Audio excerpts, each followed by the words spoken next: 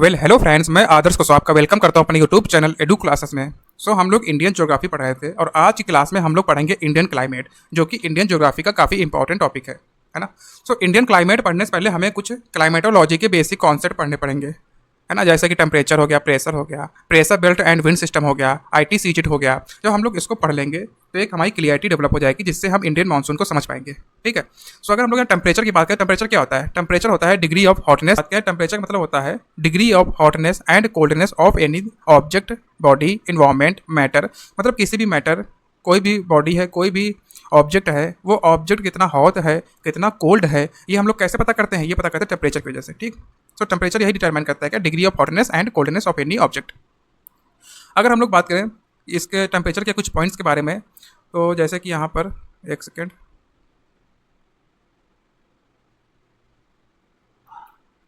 यहाँ पर अगर हम लोग अर्थ बनाए, है ना, ये है इक्वेटर 0 डिग्री और यहाँ पर पोल्स। क्या है, टेम्परेचर जो है रिड्यूसेस है, मतलब टेम्परेचर कम होता है जैसे जैसे हम पोल्स की तरफ बढ़ते हैं। तो जैसे जैसे हम इक्वेटर से पोल्स की तरफ जाएंगे, है ना, तो टेम्परेचर क्या होगा? टेम्परेचर जो होगा वो घटेगा। तो मैक्सिमम टेम्परेचर हमें कहाँ देखने को मिलेगा? मैक्सिमम टेम्परेचर हमें इक्वेटर या फिर ट्रॉपिक्स में देखने को मिलेंगे। और मिनिमम टेम्परेचर कहाँ होगा? मिनिमम होगा पोल्स में। यहाँ पे देखें, एक सेकेंड, हाँ। मैक्सिमम टेम्परेचर कहाँ? ट्रॉपिक्स में देखने को मिल रहा है और मिनिमम कहाँ है? पोल्स में है। ठीक।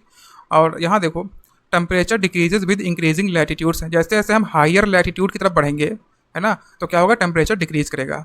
On going from equator to poles the temperature reduces continuously. तो जैसे जैसे हम इक्वेटर से पोल्स की तरफ जाएंगे, टेम्परेचर क्या होगा? घटेगा। उसी प्रकार से क्या होता है कि ये है सरफेस, अर्थ सरफेस। जैसे जैसे हम अर्थ सरफेस से हाइट पे जाते हैं, है ना, तो जब हम हाइट पे जाएंगे, जैसे जैसे एल्टीट्यूड में जाएंगे, तभी क्या टेम्परेचर कम होगा। तो मैक्सिमम टेम्परेचर कहाँ? सरफेस पे होगा। सरफेस पे क्या होगा? मैक्सिमम टेम्परेचर होगा। और जैसे जैसे हाइट पे जाएंगे, टेम्परेचर घटेगा। और ये कंडीशन हमें देखने को मिलती है ट्रोपोस्फेयर में। तो ट्रोपोस्फेयर में ही देखने को मिलता है कि हाइट के साथ टेम्परेचर कम होता है। ठीक। अगर हम लोग ट्रोपोस्फेयर की बात करें, स्ट्रेटोस्फेयर की बात करें, तो यहाँ पे कंडीशन कुछ और होती है। तो स्ट्रेटोस्फेयर में क्या होता है कि हाइट के साथ टेम्परेचर भी बढ़ता है, लेकिन हमें पढ़ना है क्लाइमेट और एटमॉस्फेरिक फिनोमिनास। सारे जितने भी एटमॉस्फेरिक फिनोमिनास होते हैं ना, जितने भी वेदरिक फिनोमिनास होते हैं, वो हमें ट्रोपोस्फेयर में देखने को मिलता है ना। और ट्रोपोस्फेयर में क्या होता है? जैसे जैसे हाइट पे जाते हैं वैसे टेम्परेचर क्या होता है? कम होता है। ठीक।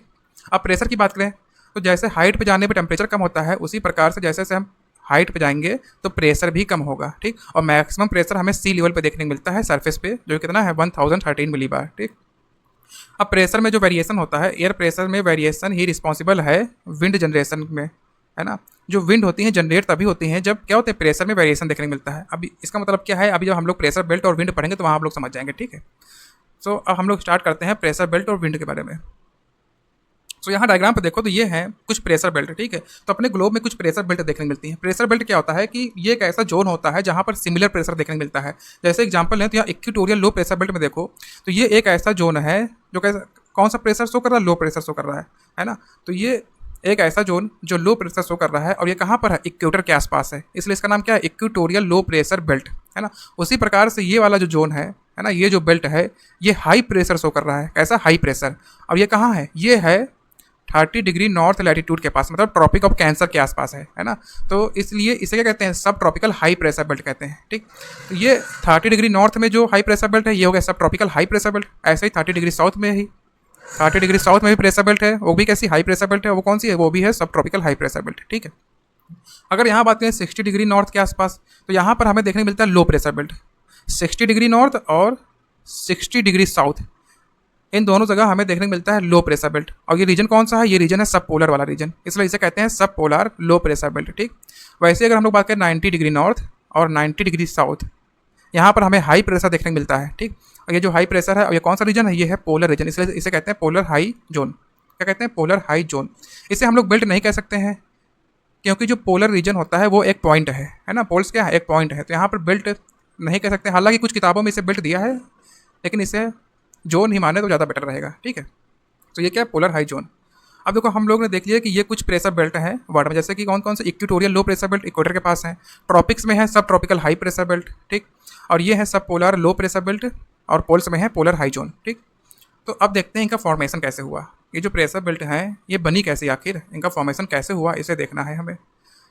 हम लोग एग्जाम्पल लेंगे नॉर्दर्न हेमिस्फीयर का। इसका नॉर्दर्न हेमिस्फीयर का एग्जांपल लेंगे। मान लो कि ये अर्थ सरफेस है, अर्थ सरफेस है और ये है 0 डिग्री अक्षांशीय रेखा और ये है 5 डिग्री नॉर्थ लैटिट्यूड, ठीक है। उसी प्रकार से मान लो कि ये है 30 डिग्री नॉर्थ लैटिट्यूड और ये है 35 डिग्री नॉर्थ लैटिट्यूड। यहाँ मान लेते हैं ये है 60 डिग्री नॉर्थ और 65 डिग्री नॉर्थ, और यहाँ पर मान लो कि 85 डिग्री नॉर्थ और 90 डिग्री नॉर्थ। इस रीजन को हम लोग हाईलाइट कर देते हैं क्योंकि ये कौन सी रीजन है, ये है प्रेशर बेल्ट वाले रीजन, ठीक। जैसे कि यहाँ पर ये जो रीजन है ये है इक्वेटोरियल लो प्रेशर बेल्ट, है ना। ये इक्वेटोरियल लो प्रेशर बेल्ट है। ये कौन सी है, ये है हाई प्रेशर बेल्ट। कौन सी, ये है सब ट्रॉपिकल हाई प्रेशर बेल्ट, सब ट्रॉपिकल हाई प्रेशर बेल्ट। ये है लो प्रेशर बेल्ट और कौन सी है, सब पोलार लो प्रेशर बेल्ट। और ये है पोलार हाई जोन, ये है हाई प्रेशर जोन, है ना, पोलार हाई जोन। सो यहाँ पे देखो क्या हो रहा है। अभी जैसे कि हम लोगों ने टेम्परेचर में देखा था, तो हम लोगों ने पढ़ा था कि मैक्सिमम टेम्परेचर हमें कहाँ देखने को मिलता है, मैक्सिमम टेम्परेचर हमें इक्वेटर वाले रीजन में देखने को मिलता है। तो यहाँ पर क्या होता है, यहाँ पर होता है मैक्सिमम टेम्परेचर, ठीक। उसी प्रकार से अपने अर्थ में मिनिमम टेम्परेचर कहाँ होता है, तो मिनिमम टेम्परेचर होता है यहाँ पर पोल्स में। यहाँ पर क्या होगा, मिनिमम टेम्परेचर होगा ना। सो देखो टेम्परेचर से क्या होता है कि यहाँ पर है मैक्सिमम टेम्परेचर। सो इससे क्या होगा, तो यहाँ मैक्सिमम टेम्परेचर है तो इससे क्या होगा कि एक सेकेंड इसको इरेज कर देते हैं।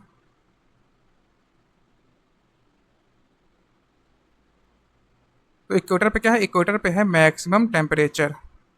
तो इसकी वजह से क्या होता है कि टेम्परेचर बहुत ज़्यादा है। तो यहाँ का जो अर्थ सरफेस है ना, मैक्सिमम टेम्परेचर, तो इसके वजह से क्या होगा कि ये जो सरफेस है, जो अर्थ सरफेस है वो कैसी होगी, वार्म होगी, है ना। तो सरफेस कैसी होगी, गर्म होगी। ये सरफेस जो है ये कैसी सरफेस है, ये है वार्म सरफेस, ठीक। तो क्या होगा कि इसके ऊपर जो हवा होगी, जो एयर होगी, है ना, वो भी कैसी होगी, वार्म एयर होगी। अब ये वार्म एयर क्यों होगी, ये वार्म एयर इसलिए होगी क्योंकि ये वार्म सरफेस के कांटेक्ट में है, वार्म सरफेस के कांटेक्ट में है, इसलिए ये हवा भी कैसी होगी, वार्म होगी, है ना। अब देखो वार्म एयर की एक खासियत ये होती है, कोई भी अगर सब्सटेंस है, अगर वो हीटेड है, मतलब कि वार्म सब्सटेंस है, तो उसमें क्या होता है कि उसके जो मॉलिक्यूल्स होते हैं वो एक्सपैंड करते हैं, है ना। उसी प्रकार से ये कैसी गर्म हवा है ना, तो ये जो गर्म हवा है इसके भी मॉलिक्यूल्स क्या करेंगे, एक्सपैंड करेंगे। तो यहाँ पे क्या होता है कि वार्म एयर के जो मॉलिक्यूल्स होते हैं वो एक्सपैंड करते हैं, जिसकी वजह से क्या होता है कि जो वार्म एयर है इसकी जो डेंसिटी है वो कैसी होती है, कम होती है। वार्म एयर की डेंसिटी कम होगी, इसका मतलब क्या है कि ये जो एयर है वो है लाइट, मतलब हल्की है ना। तो वार्म एयर की डेंसिटी कम होती है। अब डेंसिटी कम है इसका मतलब ये कैसी हवाएं हैं, ये हवाएं होती हैं हल्की, ठीक। तो ये जो एयर है, ये जो एयर पार्सल है, ये कैसा होगा, हल्का होगा वेट में। तो एयर ये हल्की होंगी, इस वजह से क्या होगा कि ये एयर राइज करेंगी ऊपर की तरफ, है ना। तो वार्म एयर क्या करेंगी, वार्म एयर जो है ये राइज करेंगी, है ना। तो अब क्या होगा कि जब ये वार्म एयर राइज करेंगी तो यहाँ पर जो रीजन था, यहाँ पर जो जोन था, एक सेकेंड, यहाँ की एयर ऊपर राइज कर गई। सो अब क्या होगा कि यहाँ पर एक खाली स्थान बन जाएगा, मतलब वैक्यूम बन जाएगा, है ना। अब वैक्यूम बन गया है, इसका मतलब क्या, यहाँ पर लो प्रेशर क्रिएट होगा। यहाँ पर वैक्यूम बन गया मतलब कि यहाँ पर क्या होगा, लो प्रेशर क्रिएट होगा, ठीक। अब ये जब लो प्रेशर क्रिएट होगा तो आसपास से सराउंडिंग एयर से इस वैक्यूम को भरने के लिए यहाँ चली आएंगी, ठीक। अब यहाँ पर जो नई एयर आएंगी ये भी क्या होंगी, ये भी वार्म होंगी और ये भी राइज कर जाएंगी, ठीक। तो यहाँ से हम ये समझ पा रहे हैं कि अगर वार्म एयर है ना, गर्म हवा है, तो वो कैसा प्रेशर क्रिएट करती हैं, वो लो प्रेशर क्रिएट करती हैं। सो इक्वेटोरियल रीजन में क्या होता है कि यहाँ पे टेम्परेचर बहुत ज़्यादा होता है, मैक्सिमम टेम्परेचर होता है। उसकी वजह से क्या होता है कि यहाँ का जो अर्थ सरफेस है वो भी काफ़ी ज़्यादा गर्म होता है। अब अर्थ सरफेस काफ़ी ज़्यादा गर्म है तो उसकी वजह से क्या होगा कि उसके ऊपर जो हवा है, जो सरफेस के ऊपर हवा है, जो एयर है, वो भी क्या होगी, गर्म होगी। अब गर्म हवा क्या करती हैं कि एक्सपैंड करती हैं, एक्सपैंड करेंगी मतलब उनकी डेंसिटी कम होगी और वो कैसी होंगी, हल्की होंगी। तो गर्म हवा क्या होती है, हल्की होती है। अब ये हल्की है, हल्की होने की वजह से क्या होगा कि ये एयर ऊपर की ओर राइज करेंगी, और जब भी ये एयर राइज करेंगी तो यहाँ पे इक्वेटर के पास, ये सरफेस के पास कैसा प्रेशर क्रिएट करेंगी, लो प्रेशर क्रिएट करेंगी, है ना। अब देखो वहीं दूसरी ओर क्या हो रहा है, दूसरी ओर अगर हम पोल्स की बात करें तो यहाँ पे टेम्परेचर कैसा है, मिनिमम टेम्परेचर है ना। पोल्स में क्या है, टेम्परेचर मिनिमम है। इसका मतलब जो पोल्स है, ये जो सरफेस है ये कैसी है, ये है कोल्ड सरफेस, ठंडी सतह है ना। अब कोल्ड सरफेस के ऊपर जो एयर होगी, है ना, वो भी कैसी होंगी, ये भी होंगी कोल्ड एयर। अब ये कोल्ड एयर क्यों होंगी, क्योंकि ये किसके कांटेक्ट में है, ये जो हवाएं हैं ये कोल्ड सरफेस के कांटेक्ट में है। इसकी वजह से क्या होगा कि ये एयर भी कैसे हो जाएंगे, कोल्ड एयर हो जाएंगे। अब कोल्ड एयर क्या होता है कि कोल्ड एयर में क्या होगा कि इसके जो मॉलिक्यूल्स हैं वो पास पास आ जाएंगे, और जब मॉलिक्यूल्स पास पास आएंगे तो इसकी डेंसिटी क्या होगी, बढ़ेगी। तो कोल्ड एयर की डेंसिटी ज़्यादा होती है। इसकी वजह से क्या होगा कि ये एयर कैसी होंगी, ये हवाएं होंगी भारी, मतलब हैवी होंगी। अब ये कोल्ड एयर हैवी हैं तो ये क्या करेंगे, ये करेंगे सिंक, है ना। तो यहाँ पर क्या होता है कि हवाएं नीचे की ओर बैठती हैं, यहाँ पर एयर क्या करेंगे, सिंक करेंगे, क्योंकि ये कैसी है, ये भारी है, ये हैवी एयर है। हैवी एयर क्या करेंगी, हैवी एयर सिंक करेंगी। और जब भी एयर सिंक करती हैं तो प्रेशर कैसा बनता है, ये हाई प्रेशर बनता है।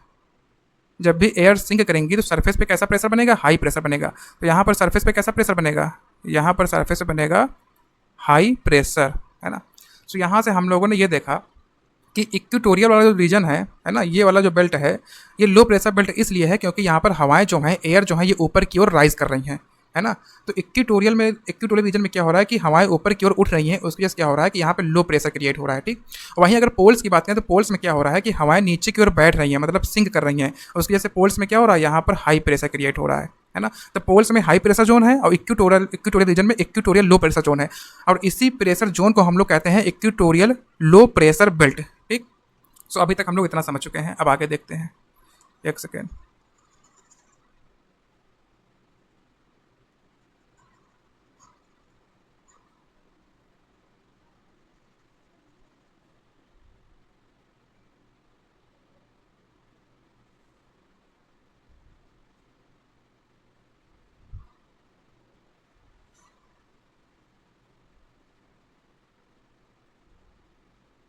हाँ, सो अब देखते हैं, एक सेकेंड एक सेकेंड। तो यहाँ पे क्या हो रहा था, इक्वेटोरियल रीजन में क्या हो रहा था, इक्वेटर के पास एयर राइज कर रही थी, ठीक। पोल्स में क्या हो रहा है, एयर सिंक कर रही है, ठीक। एयर सिंक कर रही है तो सरफेस पे यहाँ पे कैसा प्रेशर बनना है, यहाँ पे बनना है हाई प्रेशर, ठीक। इक्वेटर पे एयर राइज कर रही है तो यहाँ पे क्या बनना है, लो प्रेशर, ठीक। अब देखो क्या होता है कि यहाँ से एयर ऊपर राइज कर रही है इक्वेटर पे, तो यहाँ पे एयर क्या कर रही है, भर रही है ना। हाइट पे क्या हो रहा है, एयर क्या हो रही है, भर रही है यहाँ पे। फिर क्या होगा कि यही जो एयर है इसका एक ब्रांच जो होगी वो पोल्स की तरफ मूव करेगी, है ना, एक नॉर्दर्न पोल्स की तरफ, एक सदर्न पोल्स की तरफ। तो इक्वेटर पे जो एयर राइज करती हैं वो किधर मूव कर जाती हैं, पोलवर्ड मूव कर जाती है ना, उसका मूवमेंट किधर होता है, पोल्स के साइड होता है, ठीक। और अभी हम लोगों ने जब टेम्परेचर पढ़ाए थे तो हमने देखा था कि जैसे जैसे एयर राइज करती हैं ऊपर ना, जब एयर ऊपर राइज करेगी, ठीक, तो हाइट के साथ क्या होता है, टेम्परेचर कम होता है ना। जैसे जैसे हम लोग हाइट पे जाएंगे, जैसे जैसे एल्टीट्यूड पे जाएंगे, टेम्परेचर कम होगा। इसका मतलब ये है कि जब भी एयर राइज करेंगी ऊपर, एयर क्या होंगी, ठंडी होंगी, है ना। सो यहाँ पे क्या होगा, यहाँ पर एयर कैसी हो जाएंगी, कोल्ड हो जाएंगी, है ना। जैसे जैसे ऊपर एयर राइज करेंगे टेम्परेचर कम होगा, यहाँ पे टेम्परेचर कैसा होगा, यहाँ पे टेम्परेचर कम होगा, ठीक है। अब टेम्परेचर कम होगा तो एयर कैसी हो जाएंगी, कोल्ड एयर हो जाएंगी, ठंडी हवाएं हो जाएंगी, ठीक। फिर क्या होगा कि यहाँ पर देखो ऊपर क्या है, ऊपर यहाँ पे है ट्रोपोपॉज। अब ये ट्रोपोपॉज क्या है, ट्रोपोस्फीयर क्या है, ये सब हम लोग क्लाइमेटोलॉजी में पढ़ेंगे, ठीक है। लेकिन ट्रोपोपॉज क्या, ये ट्रोपोस्फीयर की आउटर बाउंड्री है ना। तो ट्रोपोपॉज क्या एक लीड की तरह काम करता है, एक ढक्कन की तरह काम करता है। तो क्या होता है कि इसके ऊपर एयर नहीं जा पाती है ना, तो एयर क्या यहीं से डाइवर्स कर जाएंगी, ठीक। और किधर की ओर मूवमेंट स्टार्ट कर देंगे, पोल की तरफ मूवमेंट स्टार्ट कर देंगे, पोल्स की तरफ, ठीक है। अब क्या होगा, जब ये एयर पोल्स की तरफ जा रही होती हैं तो यहाँ पर क्या, ये ठंडी हवाएं हैं, ठीक। अब यहाँ पर जब 30 डिग्री लैटिट्यूड्स के पास आती है ना एयर, 30 डिग्री लैटिट्यूड्स के पास आती हैं तो ये इतनी ज़्यादा ठंडी हवाएं हो जाती हैं, और ठंडी होने की वजह से क्या होता है कि ये काफ़ी ज़्यादा भारी हो जाती हैं। ये एयर कैसी है, हैवी हैं। तो अब एयर जब भी हैवी होती हैं तो क्या करती हैं, सिंक करती हैं। तो 30 डिग्री लैटिट्यूड्स के पास क्या होता है कि एयर काफ़ी ज़्यादा हैवी हो जाती हैं, उसके क्या करती हैं, ये एयर सिंक करती हैं। अब ये एयर क्या कर रही हैं, ये एयर नीचे की ओर बैठ रही है, मतलब सिंक कर रही हैं। और जब भी एयर सिंक करती हैं तो सरफेस पे कैसा प्रेशर बनता है, सरफेस पे बनता है हाई प्रेशर। सो यहाँ पर कैसा प्रेशर बनेगा, 30 डिग्री लैटिट्यूड्स के पास कैसा प्रेशर बनेगा, हाई प्रेशर बनेगा ना, है ना। अब यही जो जोन है ना, जहाँ ये हाई प्रेशर बनना है, इसी जोन को हम लोग क्या कहते हैं, इसे ही कहते हैं सब ट्रॉपिकल हाई प्रेशर बेल्ट, है ना। ये कैसा जोन है, सब ट्रॉपिकल हाई प्रेशर बेल्ट है। और ये बेल्ट हाई प्रेशर क्यों है, क्योंकि यहाँ पर एयर सिंक कर रही है, ठीक। अब देखो क्या होता है, अब जब ये एयर नीचे सिंक कर जाएंगे, ठीक, तो ऐसा तो है नहीं कि ये एयर जो है धरती फाड़ के नीचे चली जाएंगी, है ना। अब ये एयर जो यहाँ सिंक करेंगे तो यहाँ पे क्या डाइवर्ज करेंगे, तो एक ब्रांच किधर जाएगी, एक ब्रांच जाएगी पोल्स की तरफ और दूसरी ब्रांच जाएगी इक्वेटर की तरफ, है ना। अब यही जो एयर है ना, यही जो विंड है, एक जाएगी इक्वेटर की तरफ, है ना, और एक जाएगी पोल्स की तरफ, मतलब सब पोलर रीजन के पास जाएगी, 60 डिग्री लैटिट्यूड्स के पास, है ना। 60 डिग्री लैटिट्यूड्स के पास एक ब्रांच जाएगी, ठीक।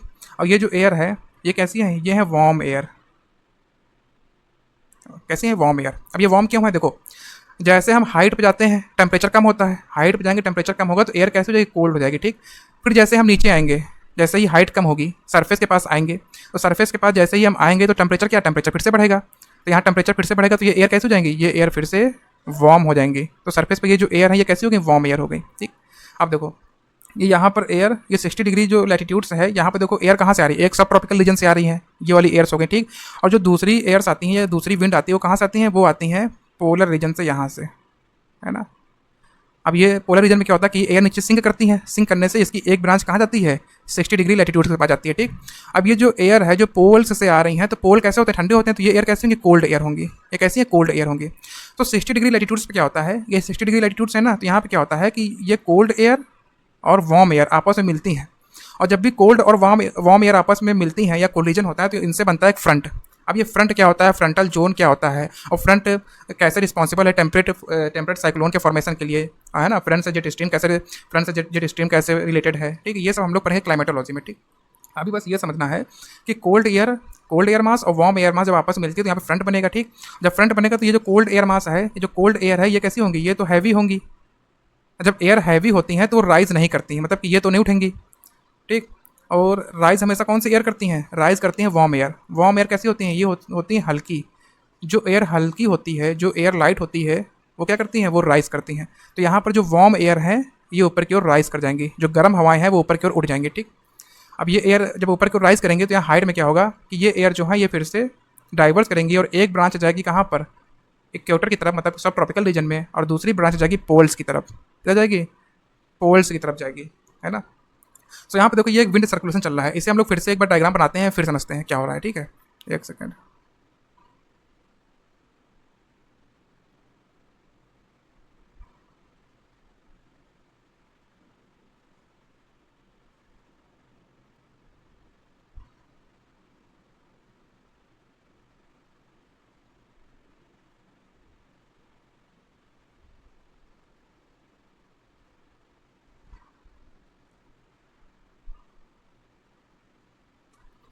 सो यहाँ पे देखो क्या हो रहा है कि यह इक्वेटोरियल रीजन, और इक्वेटोरियल रीजन में क्या था कि लो प्रेशर था ना, यहाँ पर एयर राइज कर रही होती है, ठीक।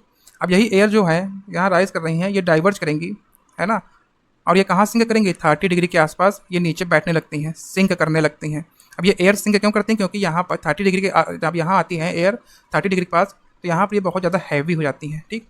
तो हैवी होने से क्या होता है कि एयर नीचे सिंक करने लगती है, और जब एयर सिंक करती हैं तो सब ट्रॉपिकल रीजन में यहाँ पर आती है हाई प्रेशर। इस हाई प्रेशर बेल्ट को हम लोग कहते हैं सब ट्रॉपिकल हाई प्रेशर बेल्ट, ठीक।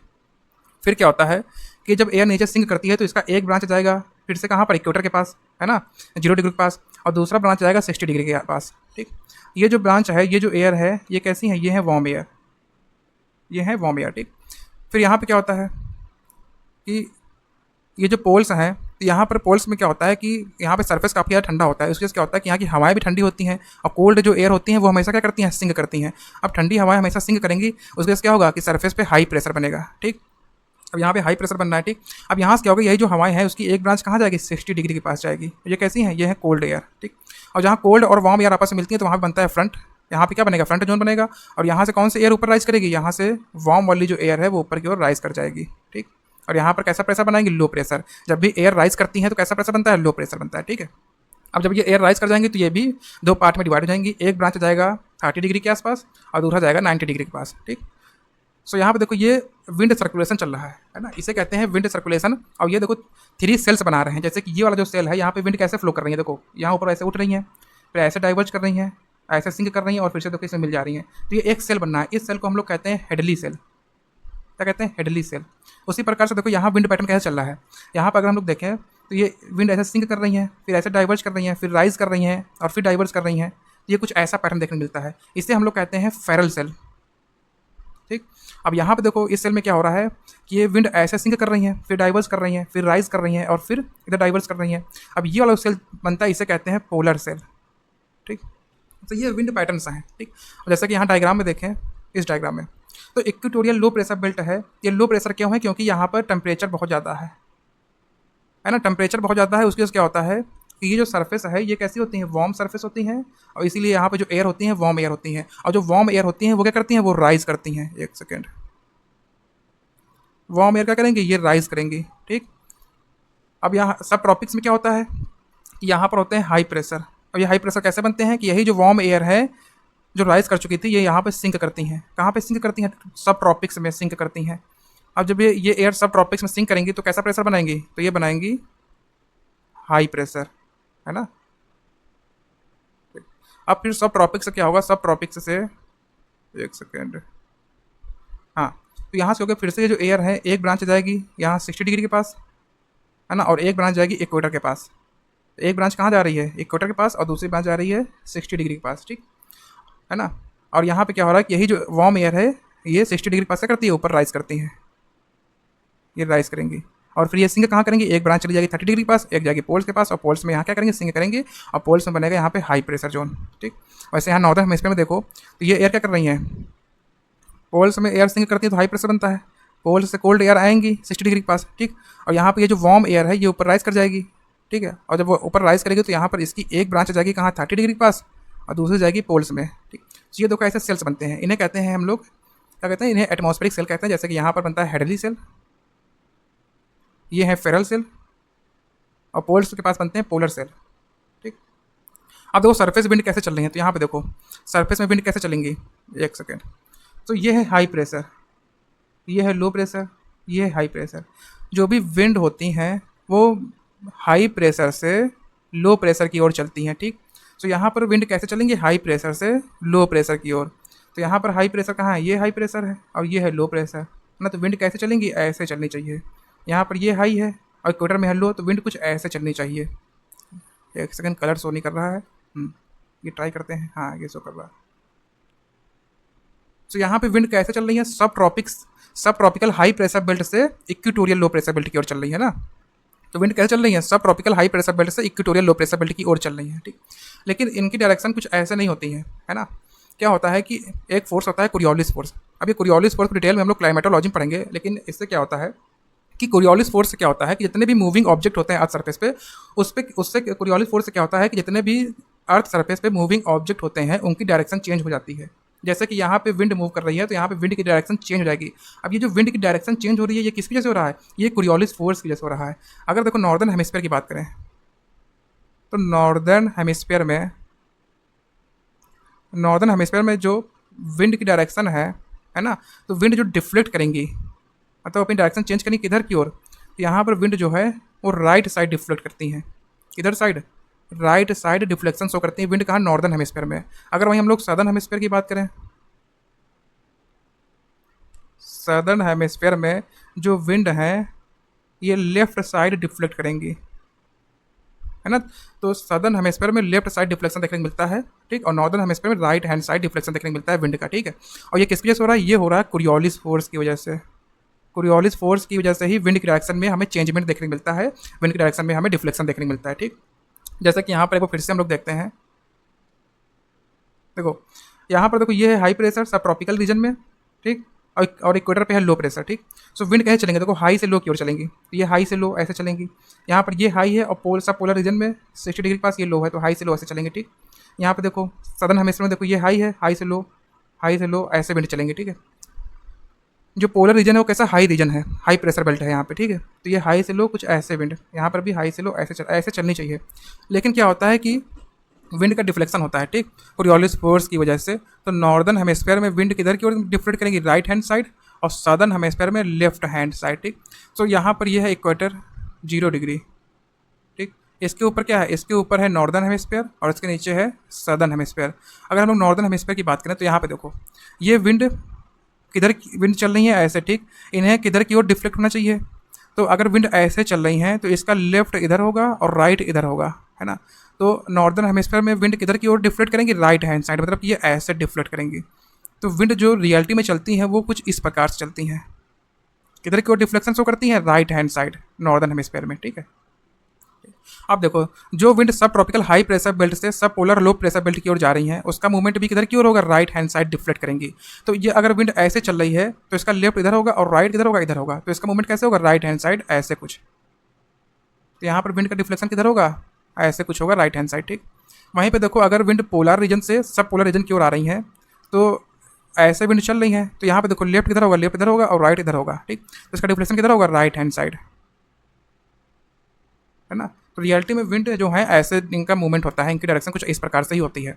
अब अगर हम लोग बात करते हैं सदर्न हेमिस्फीयर में, तो सदर्न हेमिस्फीयर में देखो अगर विंड इक्वेटर की तरफ जा रही है सब ट्रॉपिकल रीजन से, तो इसकी मूवमेंट अगर ऐसे है तो इसका लेफ्ट हैंड साइड इधर होगा और राइट हैंड साइड इधर होगा, ठीक। और सदर्न हेमिस्फीयर में जो विंड होता है वो लेफ्ट हैंड साइड डिफ्लेक्ट करती है ना, तो इधर की वो डिफ्लेक्शन शो करेगी, इधर लेफ्ट हैंड साइड, तो विंड की डिफ्लेक्शन होगी ये लेफ्ट हैंड साइड, ठीक। अब यहाँ पे देखो ये है सब ट्रॉपिकल हाई प्रेशर बेल्ट, यहाँ से विंड जा रही है सब पोलर लो प्रेशर बेल्ट की ओर, ठीक। तो इसका यहाँ पे देखो लेफ्ट इधर होगा और राइट इधर होगा, और सदर्न हेमिस्फीयर में जो विंड होती है वो लेफ्ट हैंड साइड डिफ्लेक्ट करती है, तो कुछ इस प्रकार से डिफ्लेक्शन शो होगा, है ना, ठीक। अब देखो ये है पोलर हाई रीजन, अब सब पोलर हाई जोन से सब पोलर लो प्रेशर बेल्ट की ओर जो विंड चल रही है ना, उसमें लेफ्ट हैंड साइड इधर होगा और राइट हैंड साइड इधर होगा, तो इनका जो विंड का डिफ्लेक्शन होगा सदर्न हेमिस्फीयर में लेफ्ट हैंड साइड होता है, तो ये कुछ हमें ऐसे विंड देखने को मिलेंगी, ठीक। सो रियलिटी में विंड पैटर्न कुछ ऐसा है, ठीक। अब इनके कुछ नेम्स भी हैं विंड के, जैसे कि एक सेकेंड, ये जो विंड हैं जो कि सब ट्रॉपिकल हाई प्रेशर बेल्ट और इक्वेटोरियल लो प्रेशर बेल्ट के बीच में चल रही हैं, उन्हें हम लोग कहते हैं ट्रेड विंड। क्या कहते हैं? ट्रेड विंड्स कहते हैं। तो ट्रेड विंड्स किनके बीच में चल रही है? ये 30 डिग्री नॉर्थ या साउथ से 0 डिग्री की ओर चल रही हैं, मतलब सब ट्रॉपिकल हाई प्रेशर बेल्ट से इक्वेटोरियल लो प्रेशर बेल्ट की ओर चलती हैं ट्रेड विंड्स, ठीक। अब यहाँ पे सब ट्रॉपिकल हाई प्रेशर बेल्ट से सब पोलर लो प्रेशर बेल्ट के बीच में जो विंड चलती हैं उन्हें हम लोग कहते हैं वेस्टर्लीज। क्या कहते हैं? उन्हें हम लोग कहते हैं वेस्टर्लीज। ऐसे ही जो पोलर हाई रीजन से सब पोलर लो प्रेशर रीजन में चलती है उन्हें कहते हैं पोलर ईस्टर्लीज। इन्हें क्या कहेंगे? इन्हें कहेंगे पोलर ईस्टर्लीज। ये जो विंड है ये कैसी परमानेंट विंड है, जैसे ट्रेड विंड्स हो गई, वेस्टर्लीज हो गई और पोलर ईस्टर्लीज हो गई, ये कैसी विंड है? ये ट्रेड विंड्स, सॉरी ये परमानेंट विंड्स हैं, ठीक। अब यहाँ पर देखो एक सेकंड, हाँ ये वही वाला डायग्राम है, देखो एक बार इसको फिर से एक्सप्लेन कर देते हैं ना, कि यहाँ पे देखो ये है इक्वेटर 0 डिग्री के आसपास, ठीक। ये जो हाई प्रेशर बनना है ये बनना है 30 डिग्री लैटिट्यूड के आसपास, ये वाला लो प्रेशर बनना है 60 डिग्री लैटिट्यूड के पास, और ये बनना है 90 डिग्री लैटिट्यूड के पास, ठीक। तो यहाँ इक्वेटर में 0 डिग्री में क्या हो रहा है कि यहाँ पे टेम्परेचर है मैक्सिमम, है ना, टेम्परेचर बहुत ज़्यादा है, तो यहाँ पर जो सरफेस है वो कैसा है? वार्म सरफेस है। अब यहाँ पे सरफेस वार्म है तो यहाँ की जो एयर होगी वो भी कैसी? गर्म हवा होगी, तो एयर भी कैसी है? वार्म एयर है। वार्म एयर हमेशा क्या करती है? राइज करती है। जब वार्म एयर राइज करेगी तो सरफेस पे कैसा प्रेशर बनेगा? लो प्रेशर बनेगा, ठीक। अब यहीं पोल्स की बात करें तो पोल्स में क्या होता है कि पोल्स ठंडे होते हैं, एक ऐसा कोल्डर रीजन है, तो यहाँ की एयर भी ठंडी होगी। जो कोल्ड एयर होती है वो सिंक करती है हमेशा, ठीक। अब जब कोल्ड एयर सिंक करेगी तो कैसा प्रेशर बनाएगी? हाई प्रेशर बनाएगी, ठीक। ठीक है। अब देखो ये जो कोल्ड एयर सिंक कर रही है ये नीचे आ रही है, इसकी एक ब्रांच कहाँ जाएगी? 60 डिग्री के पास जाएगी, 60 डिग्री लैटिट्यूड के पास जाएगी, ठीक। अब और इक्वेटर के पास देखो क्या हो रहा है, इक्वेटर के पास जो एयर ऊपर जा रही है उसकी एक ब्रांच जाएगी 30 डिग्री नॉर्थ और दूसरी जाएगी 30 डिग्री साउथ, ठीक। 30 डिग्री नॉर्थ में क्या होगा कि ये नीचे सिंक करेगी, और जब भी एयर नीचे सिंक करती है तो क्या बनाती है? हाई प्रेशर बनाती है। तो यहाँ पर क्या बनाएगी? सब ट्रॉपिकल हाई प्रेशर बेल्ट, सब tropical high pressure belt, air नीचे सिंक कर रही है और सिंक करने से क्या बनना? हाई प्रेशर बेल्ट बनना, ठीक। अब एयर सिंक करेगी तो जब एयर जो है ये दो ब्रांच में डिवाइड हो जाएगी, एक जाएगी इक्वेटर के पास और दूसरी जाएगी 60 डिग्री लैटिट्यूड के पास, ठीक। जो ब्रांच यहाँ 60 डिग्री लैटिट्यूड के पास जा रही है कैसी है? वार्म ब्रांच है, मतलब वार्म एयर है, ठीक, वार्म विंड है। तो जो वार्म विंड है ना, वो क्या करती हैं? वो राइज करती हैं। तो यहाँ पे ये क्या करेंगी? ये राइज करेंगी, और जब भी एयर राइज करती है तो कैसा प्रेशर बनता है? लो प्रेशर बनता है। तो यहाँ पे कैसी बेल्ट मिलेगी? हमें सब पोलर लो प्रेशर बेल्ट देखने को मिलती है, ठीक। अब यही विंड ऊपर राइज करेंगी, राइज करके क्या है? फिर से दो पार्ट में डिवाइड हो जाएंगी, एक पार्ट जाएगी 30 डिग्री के पास और दूसरी जाएगी 90 डिग्री लैटिट्यूड के पास, ठीक। और फिर यहाँ पहुँच गई, फिर यहाँ पे क्या करेंगे? सिंक करेंगे। तो ऐसे सेल बनते हैं, जैसे कि ये सेल हो गया, इसे कहते हैं हेडली सेल, ये वाला सेल हो गया फेरल सेल, और ये हो गया पोलर सेल, ठीक। अब यहाँ पे देखो ये सब ट्रॉपिकल हाई प्रेशर बेल्ट है ना, और ये है low pressure equatorial low pressure belt. तो इनके बीच में जो विंड ये चल रही है इसे कहते हैं ट्रेड विंड, ये हैं ट्रेड विंड्स, ठीक। अब सब ट्रॉपिकल हाई प्रेशर बेल्ट के बीच से सब पोलर लो प्रेशर के बेल्ट के बीच में जो विंड चलती है उन्हें कहते हैं वेस्टर्लीज। तो ये कौन सी विंड है? ये है वेस्टर्लीज। उसी प्रकार से पोलर हाई रीजन से सब पोलर लो प्रेशर बेल्ट की तरफ जो विंड चल रही हैं उन्हें कहते हैं पोलर ईस्टर्लीज। ये सभी परमानेंट विंड है, ठीक। तो हम लोगों ने सर्कुलेशन देख लिया है। अब देखो यहाँ पर एक बार और देख लेते हैं। तो ये वाला जो रीजन है ये है लो प्रेशर, कौन सा? इक्वेटोरियल लो प्रेशर, ठीक। ये है हाई प्रेशर, सब ट्रॉपिकल हाई प्रेशर रीजन, सब ट्रॉपिकल हाई प्रेशर बेल्ट, ठीक। यहाँ पर ये है लो प्रेशर, सब पोलर लो प्रेशर बेल्ट। और पोल्स में यहाँ पर है हाई प्रेशर। हाई प्रेशर कहाँ है? यहाँ पोल्स में है। तो यहाँ देखो विंड कैसे चलेंगी? हाई प्रेशर से लो प्रेशर की ओर। यहाँ पर है हाई प्रेशर, तो हाई से लो की ओर ऐसे चलनी चाहिए, लेकिन इनका डिफ्लेक्शन किधर होगा? राइट हैंड साइड होगा। नॉर्दर्न हेमिस्फीयर में जो विंड होती हैं वो राइट हैंड साइड डिफ्लेक्ट करती हैं, है ना, और सदर्न हेमिस्फीयर में यही विंड किधर डिफ्लेक्ट करेंगे? Left hand side. ये कौन सी हैं, ये हैं ट्रेड विंड, ठीक। उसी प्रकार से अगर हम लोग यहाँ बात करें वेस्टर्लीज की, तो ये हाई प्रेशर से लो प्रेशर को ऐसे विंड चलनी चाहिए, लेकिन कोरियोलिस फोर्स की वजह से क्या होगा कि राइट हैंड साइड डिफ्लेक्ट करेंगी, तो कुछ इस प्रकार से विंड चलेंगी, इन्हें कहते हैं वेस्टर्लीज, ठीक। ये नॉर्दर्न हेमिस्फीयर में, सदर्न हेमिस्फीयर में क्या होगा, ये हाई प्रेशर ये लो प्रेशर, और सदर्न हेमिस्फीयर में wind left hand side deflect करेंगे, तो इसका लेफ्ट किधर होगा, इस तरफ होगा, तो विंड कुछ इस तरीके से चलेंगे, है ना। ये कौन सी वेस्टर्लीज विंड है, ये कौन सी है, वेस्टर्लीज है। और उसी प्रकार से यहाँ पे देखो ये हाई प्रेशर ये लो प्रेशर, तो विंड ऐसे चलनी चाहिए, लेकिन सदर्न हेमिस्फीयर में ये किधर लेफ्ट की ओर डिफ्लेक्ट करेंगी और कुछ इस प्रकार से चलेंगी, इसे कहते हैं पोलर ईस्टर्लीज विंड, क्या कहते हैं, पोलर ईस्टर्लीज। उसी प्रकार से अगर नॉर्दर्न हेमिस्फीयर में देखें तो ये हाई प्रेशर ये लो प्रेशर, और किधर डिफ्लेक्ट करेंगे, राइट हैंड साइड, तो इसका राइट किधर होगा, इधर होगा, तो ये इस तरीके से चलेंगे, ये है पोलर ईस्टर्लीज विंड, है ना। तो कुछ ये एटमॉस्फेरिक सर्कुलेशन, ये विंड सर्कुलेशन है जो कि अपने अर्थ में चलता है, ठीक। अब क्या होता है कि एक कॉन्सेप्ट आता है ITCZ का, इंटर ट्रॉपिकल कन्वर्जेंस जोन, है ना। ITCZ क्या, ये एक लो प्रेशर जोन है, लो प्रेशर बेल्ट है, जहाँ पे क्या होती है कि ट्रेड विंड आकर आपस में कन्वर्ज करती है, जैसे कि यहाँ पे डायग्राम में देखो, ये है ट्रेड विंड, ये ट्रेड विंड है और ये ट्रेड विंड है। ट्रेड विंड्स कौन से होते हैं, वो ट्रेड विंड्स वो विंड्स होते हैं जो सब ट्रॉपिकल हाई प्रेशर बेल्ट और इक्वेटोरियल लो प्रेशर बेल्ट के बीच में चलती हैं, है ना। तो ये वाली होंगी ट्रेड विंड्स। तो इसमें क्या होता है, तो ITCZ वो जोन है जहाँ पर ट्रेड विंड्स आपस में कन्वर्ज करती हैं, ठीक है। तो यहाँ पे देखो, inter tropical convergence zone is a low pressure belt near the equator where the north east trade winds of the northern hemisphere and south east trade winds of the southern hemisphere meets and converge, ऐसे कि यहाँ पे diagram में देखो। तो इस diagram में देखो, तो ये है सब ट्रॉपिकल हाई प्रेशर बेल्ट, ठीक। ये कहाँ, ये है नॉर्दर्न हेमिस्फीयर में। उसी प्रकार से सब ट्रॉपिकल हाई प्रेशर बेल्ट ये कहाँ है, ये है सदर्न हेमिस्फीयर में, ठीक। सो क्या हो रहा है कि ये है हाई प्रेशर बेल्ट और इक्वेटर पे क्या है, लो प्रेशर। सो यहाँ पे ट्रेड विंड्स कैसे चलती हैं, ये कुछ नॉर्थ हेमिस्फीयर में राइट हैंड साइड चलेंगी, है ना, और सदर्न हेमिस्फीयर में लेफ्ट हैंड साइड चलेंगे। तो ट्रेड विंड कुछ इस प्रकार से चलती हैं, ठीक। ये है ट्रेड विंड्स, और ट्रेड विंड जहाँ कन्वर्ज करती हैं उसे कहते हैं ITCZ, है ना। तो यहाँ पे जो इक्वेटोरियल लो प्रेशर बेल्ट है, ठीक है, यही बेल्ट कौन सी, ये है इक्वेटोरियल लो प्रेशर बेल्ट। यहाँ पे देखो ट्रेड विंड कन्वर्ज कर रहे हैं ना, तो इसी जोन को हम लोग कहते हैं ITCZ, inter tropical convergence zone, है ना। अब क्या होता है कि ITCZ में क्या होता है कि ट्रेड विंड जहाँ कन्वर्ज करती है उसे ITCZ कहते हैं, ठीक। लेकिन कभी कभी क्या करता है कि ITCZ जो है ये मूवमेंट करता है, ये नॉर्थ की तरफ मूवमेंट शो करता है और साउथ की तरफ भी मूवमेंट शो करता है। तो इसका मूवमेंट कैसे होता है, जैसे कि इस डायग्राम में देखो, जो ITCZ है ये किधर नॉर्थवर्ड मूवमेंट शो कर रहा है ना। तो यहाँ पे ITCZ कहाँ गया, यहाँ पे जो ITCZ है वो 30 डिग्री नॉर्थ लैटिट्यूड के आसपास आ गया है। अब इसका मूवमेंट ऐसा क्यों होता है, इसको समझते हैं। देखो ITCZ का फॉर्मेशन होता है लो प्रेशर की वजह से, है ना, जो लो प्रेशर रीजन उसे ITCZ कहते हैं। तो और हमने देखा था कि ये जो लो प्रेशर है, ये लो प्रेशर कैसे बना था, टेम्परेचर की वजह से बना था, क्योंकि यहाँ पे टेम्परेचर काफ़ी ज़्यादा होता है, इसलिए यहाँ पे एयर राइज करती हैं, और जब भी एयर राइज करती है तो लो प्रेशर बनता है इक्वेटर पे, ठीक। अब इक्वेटर पे टेम्परेचर ज़्यादा क्यों होता है, क्योंकि जो सन होता है, ये जो सूरज है ये इक्वेटर पे परपेंडिकुलर होता है मैक्सिमम टाइम, है ना। ज़्यादा डिटेल में नहीं जाएंगे, लेकिन अभी ये समझ लो कि यहाँ पे क्या हो रहा है कि नॉर्मल टाइम में क्या हो रहा है कि जो सन है इक्वेटर पे परपेंडिकुलर है। जब सूरज इक्वेटर पर परपेंडिकुलर होता है तो यहाँ पे टेम्परेचर मैक्सिमम होता है, और टेम्परेचर मैक्सिमम होता है तो एयर क्या करती हैं, एयर राइज करती हैं और क्या बनाती हैं, लो प्रेशर बनाती हैं, ठीक। लेकिन आप लोग जानते होंगे कि जो सन है, सन मूवमेंट करता है इक्वेटर से ट्रॉपिक्स के बीच में। जैसे कि यहाँ पे अगर मान लो कि 30 डिग्री नॉर्थ है और ये 30 डिग्री साउथ है, तो सन जो है, जो सूरज है, ये इधर इक्वेटर से मूव करेगा कहाँ, 30 डिग्री नॉर्थ की तरफ, फिर ये यहाँ से मूवमेंट करेगा इक्वेटर की तरफ, फिर इक्वेटर से 30 डिग्री साउथ की तरफ जाता है सूरज, फिर जो सन है 30 डिग्री साउथ से किधर क्यों जाता है, इक्वेटर की तरफ जाता है। तो सन जो है ये मूवमेंट करता है, ठीक।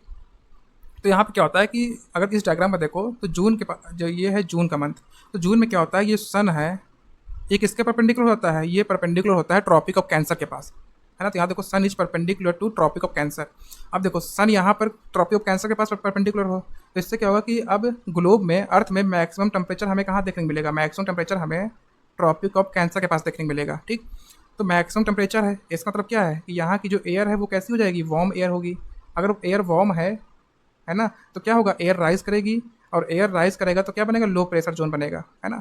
तो सन जो सूरज होता है वो जून में कहाँ परपेंडिकुलर होता है, ट्रॉपिक ऑफ कैंसर के पास। अगर ट्रॉपिक ऑफ कैंसर के पास सूरज परपेंडिकुलर होगा तो ITCZ इक्वेटर से उठ के कहाँ चला आएगा, ट्रॉपिक ऑफ कैंसर में चलाएगा। तो ITCZ जो है वो कहाँ का, ट्रॉपिक ऑफ कैंसर में आ जाएगा, ठीक। अब लो प्रेशर जोन कहाँ बनेगा, तो लो प्रेशर बेल्ट अब ये है ना। अब ये लो प्रेशर बेल्ट जो है वो 30 डिग्री नॉर्थ के पास हमें देखने को मिल रहा है, ठीक। और विंड की डायरेक्शन कैसे होंगी, तो कुछ इस प्रकार से, एक सेकेंड बनाते हैं, एक सेकेंड। देखो यहाँ अगर हम लोग विंड की डायरेक्शन की बात करें, सो पहले डायग्राम में विंड कुछ इस प्रकार से चल रही थी, है ना।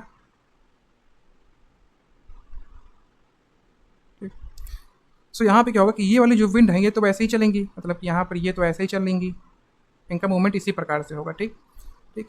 और लेकिन साउथ में क्या होगा कि ये है 30 डिग्री साउथ के आसपास, और यहाँ पे क्या है, यहाँ पर है हाई प्रेशर, ये हाई प्रेशर, और ट्रॉपिक ऑफ कैंसर के पास क्या है 30 डिग्री नॉर्थ में है लो प्रेशर, है ना। तो अब विंड कैसे चलती है, हाई प्रेशर से लो प्रेशर की ओर चलती हैं। ठीक ठीक। बीच में है ये इक्वेटर, ये क्या है, ये 0 डिग्री इक्वेटर है। ठीक ठीक।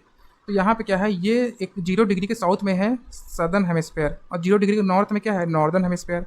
तो यहाँ पे क्या हो रहा है कि यहाँ पे आप लोग गौर से देखिए, यहाँ पर सदर्न हेमिस्फेयर में विंड किधर की ओर डिफ्लेक्ट करेंगी, चलना ऐसे चाहिए, लेकिन इनका डिफ्लेक्शन किधर की ओर होगा, इनका डिफ्लेक्शन होगा लेफ्ट हैंड साइड। विंड चलना हवाएं चलना ऐसे चाहिए, लेकिन चलेंगे ऐसे लेफ्ट हैंड साइड। ठीक। अब ये कहाँ तक चलेंगे, इक्वेटर तक चलेंगे लेफ्ट हैंड साइड। फिर क्या होगा, जैसे ही इक्वेटर को क्रॉस करेंगी उसके बाद क्या होगा कि नॉर्दर्न हेमिस्फीयर, यहाँ पे क्या लग जाएगा, यहाँ पे है नॉर्दर्न हेमिस्फीयर, तो नॉर्दर्न हेमिस्फीयर में क्या होगा कि wind right hand side deflect कर जाती हैं।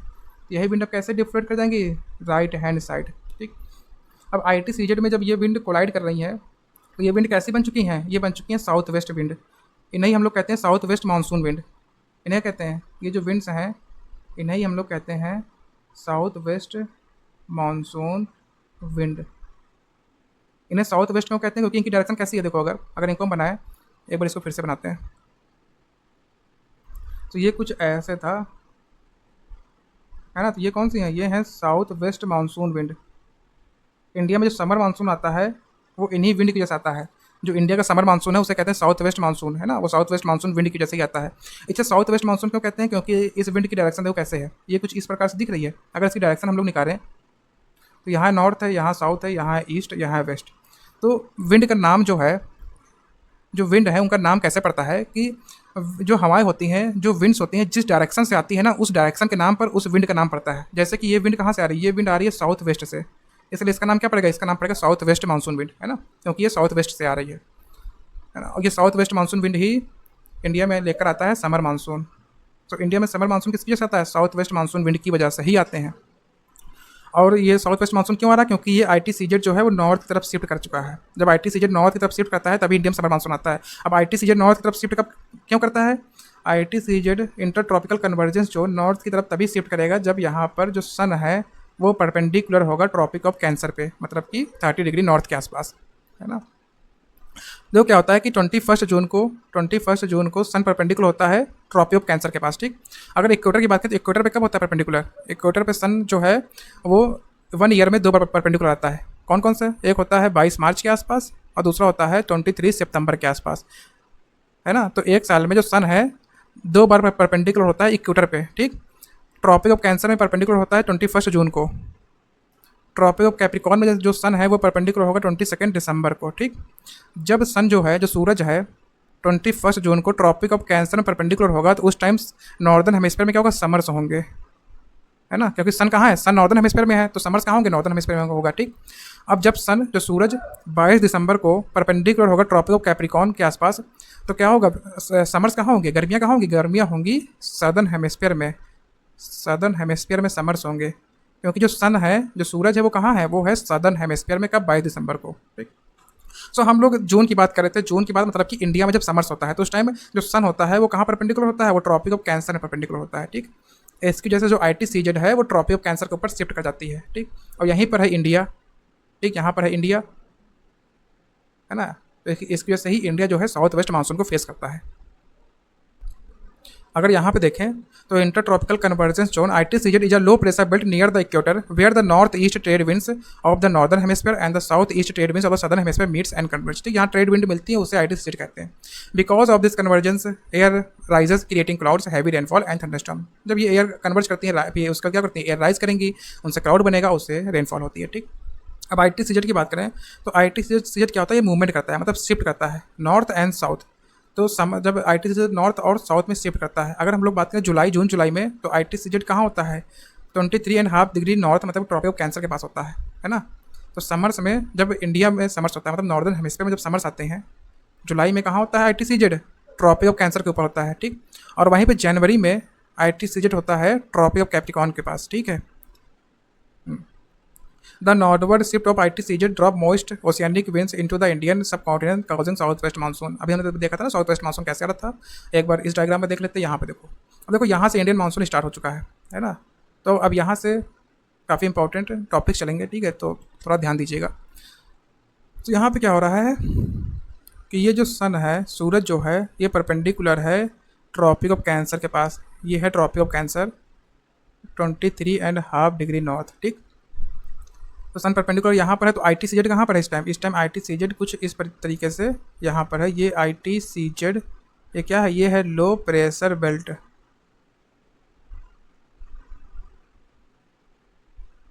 तो अगर देखो लो प्रेशर बेल्ट कहाँ है, ये देखो नॉर्थ इंडियन प्लेन्स के पास है। नॉर्थ इंडियन प्लेन्स के ऊपर कौन सा लो प्रेशर बेल्ट है, ठीक है। और देखो यहाँ पे सदर्न हेमिस्फीयर में यहाँ पर क्या है? यहाँ पर है हाई प्रेशर, ठीक। तो इससे क्या होता है कि जो विंड होती हैं वो हमेशा हाई से लो की ओर चलती हैं। तो चलना कुछ विंड को इस तरीके से चाहिए था, लेकिन क्या होता है कि ये है इक्वेटर, है ना। ये अगर इक्वेटर है तो सदर्न हेमिस्फीयर में क्या होगा कि विंड की डायरेक्शन किधर की ओर होगी? लेफ्ट हैंड साइड होगी। किसकी वजह से? कोरियोलिस फोर्स की वजह से। तो यहाँ पर विंड की डायरेक्शन कुछ इस प्रकार से होगी, ठीक। फिर क्या होगा कि जब यही विंड नॉर्दर्न हेमिस्फीयर में आएंगी ना, तो किधर की ओर डिफ्लेक्ट कर जाएंगी? Right hand side. तो नॉर्दर्न हेमिस्फीयर में इनका डिफ्लेक्शन हो जाएगा राइट हैंड साइड। किस लिए? कोरियोलिस फोर्स की वजह से, ठीक। अब देखो ये जो विंड हैं जो जा रही इंडिया की तरफ, इंडिया की तरफ जो विंड्स जा रही हैं, यही है south west monsoon wind, south west monsoon winds.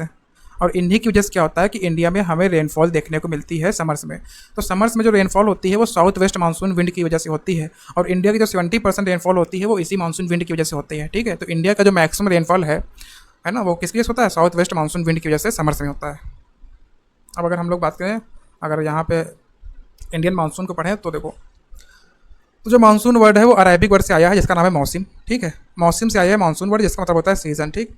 Monsoon क्या है? मानसून रिवर्सल ऑफ विंड है ना। जब विंड की डायरेक्शन चेंज हो जाती है तो उसे कहते हैं मानसून, ठीक है।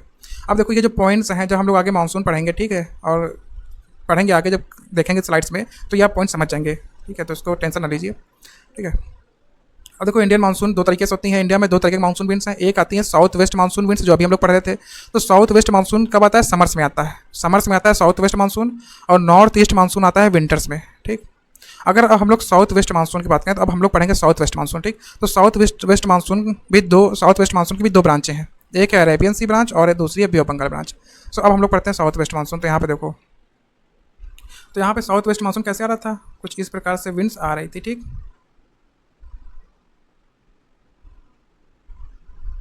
है ना। ये है अरेबियन सी, तो यहाँ पर ये है बे ऑफ बंगाल, है ना। जो मानसून विंड अरेबियन सी से आएंगे उन्हें कहते हैं Arabian branch of south west monsoon. तो ये कौन सी ब्रांच है?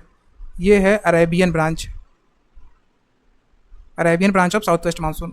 और दो जो monsoon wind bay of Bengal से जाती है इंडिया में, उसे कहते हैं bay of Bengal branch, bay of Bengal branch of south west monsoon, ठीक। तो पहले हम लोग पढ़ेंगे अरेबियन ब्रांच, फिर पढ़ेंगे बे ऑफ बंगाल ब्रांच, ठीक। सो यहाँ पे देखो साउथ वेस्ट मानसून की बात कर रहे थे, तो अरेबियन ब्रांच की बात करें तो यहाँ पे क्या होता है कि अरेबियन जो ब्रांच है तो वो कहाँ से आती है? अरेबियन सी से। तो ये जो साउथ वेस्ट मानसून है वो कहाँ से आ रही है? वो अरेबियन सी से ये विंड्स आ रही हैं, ठीक है। ये है साउथ वेस्ट मानसून जो आ रही है अरेबियन सी से। इसको पढ़ने से पहले एक कॉन्सेप्ट पढ़ लेते हैं, ओरोग्राफिक रेनफॉल। ये ओरोग्राफिक रेनफॉल क्या होती है? तो यहाँ पर एक स्लाइड लेते हैं। तो हाँ, यहाँ पे देखिए,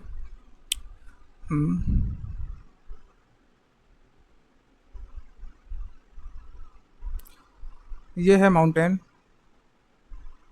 ठीक, ये है वाटर बॉडी, ठीक है,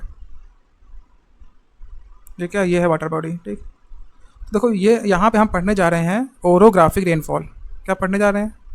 ओरोग्राफिक रेनफॉल।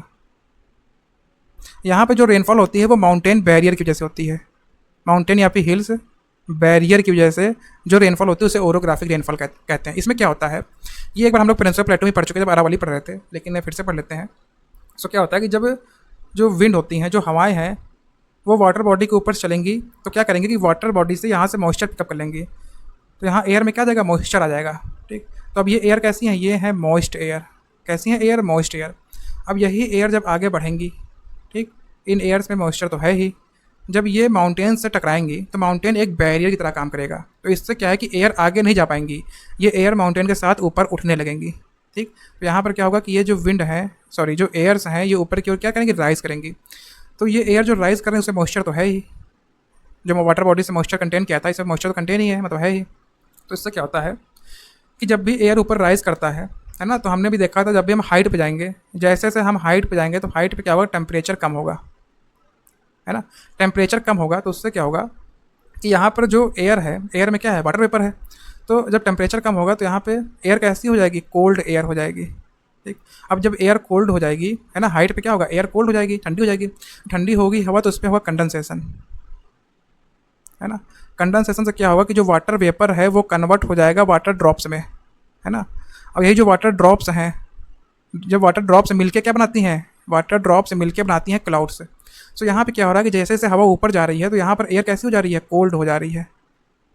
यहाँ पर हाइट पे एयर हो जा रही है कोल्ड, इससे क्या होगा, इससे होगा कंडेंसेशन, है ना। कंडेंसेशन से क्या होगा कि यहाँ पे क्लाउड का फॉर्मेशन होगा, यहाँ पर बादल बनेंगे। ठीक, अब जब बादलों का निर्माण होगा तो उससे क्या होगा, इससे रेनफॉल होगी। ठीक, सो देखो हमें रेनफॉल कहाँ देखने को मिल रहा है, अगर ये माउंटेन है, एक सेकेंड, अगर ये माउंटेन है, अगर इसको माउंटेन को दो पार्ट में डिवाइड करें तो माउंटेन के इस पार्ट में हमें रेनफॉल देखने को मिल रही है ना। कहाँ पर, यहाँ पर, इसे हम लोग कहते हैं विंड वर्ड साइड। क्या कहते हैं, विंड वर्ड साइड, है ना। तो हमें रेनफॉल माउंटेन के विंड वर्ड साइड में देखने को मिल रही है। ठीक, तो यहाँ पर तो होगा रेनफॉल, है ना, यहाँ पर रेनफॉल होगा। तो यहाँ पे ये कैसा रीजन है, ये है वेट रीजन। लेकिन वहीं दूसरी ओर क्या हो रहा है, देखो दूसरी ओर क्या हो रहा है कि जब एयर यहाँ पे रेनफॉल करा देंगी, ठीक है, तो यही जो एयर है कैसी हो चुकी हैं, कोल्ड एयर हो चुकी हैं, ठंडी हो चुकी हैं। ठंडी हो, जब जो ठंडी हवा होती है वो भारी होती हैं, तो कोल्ड एयर जो होती है वो कैसी होती हैं, हैवी होती हैं। और जो हैवी एयर होती है वो क्या करती है, सिंक करती है।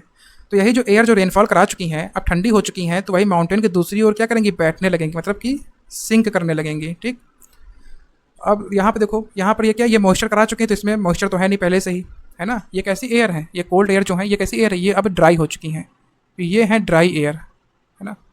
ठीक, और दूसरी चीज़ क्या है कि जैसे जैसे ये नीचे जाएंगी, जैसे जैसे एयर नीचे सिंक करेंगी तो यहाँ पे हाइट कम होगा। ठीक, और सरफेस पे के पास आएंगे तो टेम्परेचर फिर से बढ़ेगा, है ना। और टेम्परेचर बढ़ेगा तो ये एयर कैसे हो जाएंगी, वार्म एयर हो जाएंगी, है ना। तो यहाँ पर ये जो एयर नीचे उतर रही है माउंटेन से, ये कैसी हैं, ये है वार्म एंड ड्राई एयर, है ना। गर्म है और सूखी हवाएं हैं। अब वार्म एंड ड्राई एयर है तो यहाँ पर जो रीजन होगा वो भी कैसा होगा, ये भी ड्राई रीजन होगा। रीजन कैसा होगा, ड्राई रीजन होगा। तो माउंटेन के जिस तरफ हवाएं ऊपर चढ़ रही हैं, है ना, जिस तरफ हवाएं ऊपर चढ़ रही हैं उस तरफ हो रहा है रेनफॉल, है ना। और जहाँ रेनफॉल हो रहा है तो वहाँ पर क्या है, वेट रीजन है। वहीं दूसरी ओर जहाँ पर हवाएं नीचे उतर रही हैं वहाँ पर क्या हो रहा है, वहाँ पर जो है ये एयर है वार्म एंड ड्राई, जिसकी वजह से ये क्षेत्र कैसा है, ये सूखा क्षेत्र है, ड्राई रीजन है। ठीक, और इस रीजन को हम लोग कहते हैं, एक सेकेंड, इसे हम लोग कहते हैं रेन शैडो रीजन या रेन शैडो जोन। और इस स्लोप को हम लोग कहते हैं लीवर्ड साइड ऑफ माउंटेन, इसे कहते हैं लीवर्ड साइड। जहाँ पर रेनफॉल हो रही है उसे कहते हैं विंडवर्ड साइड, और जहाँ पर रेनफॉल नहीं हो रही उसे कहते हैं लीवर्ड साइड। ठीक, और लीवर्ड साइड में रेनफॉल नहीं होती है तो ड्रायर पार्ट होता है, इसलिए इसे हम लोग कहते हैं रेन शैडो जोन। सो ये होता है ओरोग्राफिक रेनफॉल ना। तो यहीं पर अगर हम लोग देखें, जो अरेबियन सी ब्रांच थी, हम लोग यहाँ पढ़ रहे थे, तो यहाँ से क्या हो रहा है, यहाँ पर देखो, यहाँ पे क्या है, ये है वेस्टर्न घाट्स, है ना, ये है माउंटेन बैरियर।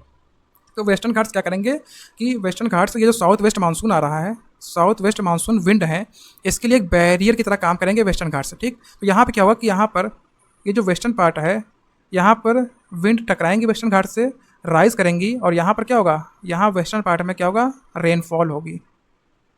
ये रेनफॉल कैसी होगी, ये होगी ओरोग्राफिक रेनफॉल। ये कौन सी रेनफॉल है, ये है ओरोग्राफिक रेनफॉल। तो हमें ओरोग्राफिक रेनफॉल कहाँ देखने को मिल रही है, वेस्टर्न घाट के वेस्टर्न साइड में। ठीक, वहीं ईस्टर्न साइड में क्या होगा, ईस्टर्न साइड में क्या होगा कि ये जो ड्रायर विंड थी वो नीचे की ओर सिंक करेंगी, है ना। ड्रायर विंड नीचे की ओर सिंक करेंगी तो यहाँ पे कैसा, ये कौन सा जोन होगा, ये होगा rain shadow zone, rain shadow zone. अगर यहाँ पे एक डायग्राम फिर से बना लेते हैं समझने के लिए, तो मान लो कि ये है वेस्टर्न घाट, है ना, ये है वेस्टर्न घाट्स। तो यहाँ पे क्या हो रहा है कि ये मानसून विंड ऐसे आ रही हैं अरेबियन सी से, राइज कर रही हैं, और वेस्टर्न पार्ट में यहाँ पर रेनफॉल करा रही हैं। ठीक, तो यहाँ पर क्या हो रहा है, रेनफॉल हो रहा है। यही वेस्टर्न घाट्स का जो ईस्टर्न पार्ट है, यहाँ पे क्या विंड नीचे की ओर सिंक कर रही हैं और क्या लेकर आ रही हैं, ड्राइनेस लेकर आ रही हैं, ये जो विंड सिंक कर रही हैं, ये क्या लेकर आ रही है? ड्राइनेस लेकर आ रही हैं। इसे कहेंगे रेन साइडो जोन, है ना। तो वेस्टर्न घाट के वेस्ट में तो रेनफॉल हो रही है, और ईस्ट में क्या हो रहा है? रेन साइडो जोन है, वहाँ पे रेनफॉल नहीं हो रहा है, वहाँ ड्राइनेस जैसी कंडीशन है ना। तो यहाँ पे देखो, एक सेकेंड, यहाँ पर ऐसे विंड आ रही हैं, यहाँ पर रेनफॉल हो रहा है, लेकिन यहाँ पर ईस्टर्न साइड में कैसा है? ये है ड्राइनेस, यहाँ पर है ड्राई रीजन, ठीक। इसे कहते हैं रेन साइडो रीजन ऑफ वेस्टर्न घाट्स। ये है वेस्टर्न घाट्स का रेन साइडो रीजन, और यहाँ पर तो रेनफॉल हो रही है अच्छी खासी, ठीक। ठीक, तो अरेबियन सी ब्रांच से देखो क्या हो रहा है कि वेस्टर्न घाट्स के वेस्ट साइड में अच्छी खासी रेनफॉल हमें देखने को मिल रही है, ठीक। और कहाँ का रेनफॉल हो रही है? अरेबियन सी ब्रांच से। तो यही जो अरेबियन सी ब्रांच की जो साउथ वेस्ट मानसून विंड्स है, तो यहाँ देखो नर्मदा और तापी वैलीज जो हैं, ये नर्मदा और तापी वैलीज से क्या कहती हैं कि सेंट्रल इंडिया में पहुँच जाती हैं, है ना। ये जो मानसून विंड है, ये नर्मदा और तापी वैली से देखो कहाँ जा रही हैं? ये जा रही हैं सेंट्रल इंडिया में। अब ये कहाँ रेनफॉल कराएंगे? ये देखो यहाँ पर विंध्यन रेंज हो गई, सतपुड़ा रेंज हो गई, और सेंट्रल इंडिया में यहाँ छोटा नागपुर प्लेटो, यहाँ तक ये रेनफॉल सेंट्रल इंडिया में कुछ बारी रेनफॉल होती है इसके अरेबियन सी ब्रांच से, ठीक। अरेबियन सी ब्रांच का एक पार्ट कहाँ जाता है? ये अरावली के पास, है ना। तो अरावली में हमने जब अरावली पढ़ा रहे थे, तो वहाँ पे देखा था कि जब अरावली से यहाँ रेनफॉल आती है, जब साउथ वेस्ट मानसून आता है, तो अरावली के सदर्न पार्ट में तो रेनफॉल हमें देखने को मिलती है। तो यहाँ पे तो रेनफॉल है कहाँ पे? सदर्न पार्ट में। इसका कलर चेंज कर लेता हूँ। तो यहाँ सदर्न पार्ट में तो रेनफॉल हमें देखने को मिलेगी, ठीक। लेकिन बाद में क्या होगा कि यही जो विंड हैं, बाकी की विंड जो हैं, वो अरावली के पैरेलल ही निकल जाती हैं, ठीक। और जब ये विंड यहाँ जब इंडो गैंगेटिक प्लेन्स तक पहुँचती है, नॉर्थ इंडियन प्लेन्स तक, तो ये कैसी ड्राई हो चुकी होती हैं। तो अब ये विंड कैसी हैं? ड्राई हो चुकी हैं। अब ये रेनफॉल पता कब करेंगी? रेनफॉल तभी करेंगी जब ये यहाँ पर हिमालयास है, हिमालयास से टकराएंगी और काफ़ी ज़्यादा हाइट पे पहुँचेंगी। जब बहुत ज़्यादा हाइट पे यही विंड पहुँचती हैं, तब रेनफॉल होती है उसमें, है ना। तो अरेबियन सी ब्रांच से कहाँ कहाँ रेनफॉल हो रही है, एक बार और देख लेते हैं। तो अरेबियन सी ब्रांच से देखो, जो साउथ वेस्ट मानसून के अरेबियन सी ब्रांच है, उससे देखो western part of Western Ghats, यहाँ पर रेनफॉल हो रही है, ठीक। और यही इसकी एक ब्रांच जाएगी तापी वैली से, नर्मदा वैली दूसरी ब्रांच एंटर करेगी, और यहाँ छोटा नागपुर प्लेटू में, यहाँ सेंट्रल इंडिया में कुछ बारी रेनफॉल होगी, ठीक। अरेबियन सी ब्रांच की जो साउथ वेस्ट मानसून की ब्रांच है, ये अरावली के पैरेलल निकल जाते हैं, है ना। राजस्थान में बहुत कम रेनफॉल होती है। अब यहाँ हिमालय तक पहुँचते पहुँचते ये कैसी हो जाती हैं? ड्राई विंड हो जाती हैं, है ना। लेकिन ये रेनफॉल तब देंगी, यहाँ पर रेनफॉल में तभी होगी जब ये हिमालय से टकरा के काफ़ी हाइट पर पहुँचेंगी। जब बहुत ज़्यादा हाइट अटेंड करेंगे तब रेनफॉल होगी यहाँ पे, ठीक। तो ये हो गया अरेबियन सी ब्रांच, हमने पढ़ लिया। अब देखते हैं bay of Bengal branch. So bay of Bengal branch की बात करें तो यहाँ पर देखो लो प्रेशर कहाँ है? लो प्रेशर यहाँ पर बने हैं ना, ये लो प्रेशर जोन है इंडिया में, ठीक। तो बे ऑफ बंगाल ब्रांच की बात करें तो ये जो ब्रांच है, ये है बे ऑफ बंगाल की ब्रांच।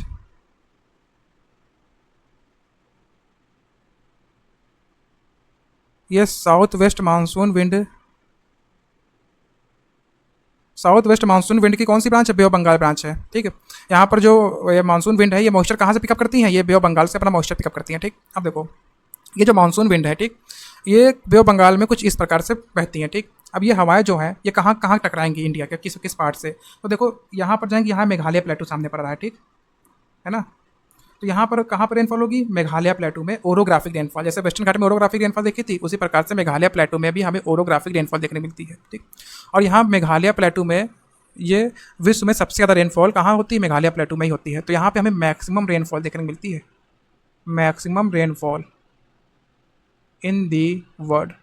विश्व में सबसे ज़्यादा रेनफॉल कहाँ होती है? मेघालय प्लेटू में होती है। अब इस जगह सबसे ज़्यादा रेनफॉल क्यों होती है? उसका पीछे एक रीज़न है। देखो क्या होता है, देखो ये जो मेघालय प्लेटू वाला क्षेत्र है, देखो काफ़ी छोटा क्षेत्र है ना। अगर रीज़न देखें, यहाँ ये मेघालय प्लेटू हो गया, और यहाँ पे जो साउथ वेस्ट मानसून विंड आ रही है वो कहाँ से आ रही है? देखो पूरी बे ऑफ बंगाल से आ रही। तो बे ऑफ बंगाल का रीजन देखो कितना बड़ा है ना, काफ़ी बड़ा रीजन है। कौन सा? बे ऑफ बंगाल का। तो यहाँ से जो साउथ वेस्ट मानसून विंड्स हैं, ये पूरे बे ऑफ बंगाल के साउथ वेस्ट मानसून कहाँ कॉन्सेंट्रेट हो रहे हैं? इस छोटे से रीजन मेघालय प्लेटू में, है ना। तो इतनी ज़्यादा साउथ वेस्ट मानसून विंड कहाँ जा रही है? मेघालय प्लेटू में, है ना।